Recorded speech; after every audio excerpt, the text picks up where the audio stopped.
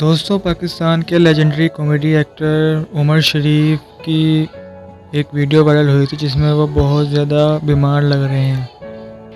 دوستوں، عمر شریف کو دل کا عارضہ لاحق ہے، جس کی وجہ سے وہ وزیر اعظم عمران خان سے یہ اپیل کرتے ہیں کہ وہ ان کی مدد کریں۔ دوستوں، عمر شریف کا کہنا ہے کہ ان کے بیماری کا صحیح علاج امریکہ میں ہو سکتا ہے۔ دوستوں، عمر شریف کا یہ بھی کہنا تھا کہ وزیر اعظم عمران خان، آپ کو جب بھی میری ضرورت پڑی میں نے آپ کی آواز پر لبیک کہا، مجھے امید ہے آپ بھی میری آواز پر لبیک کہیں گے۔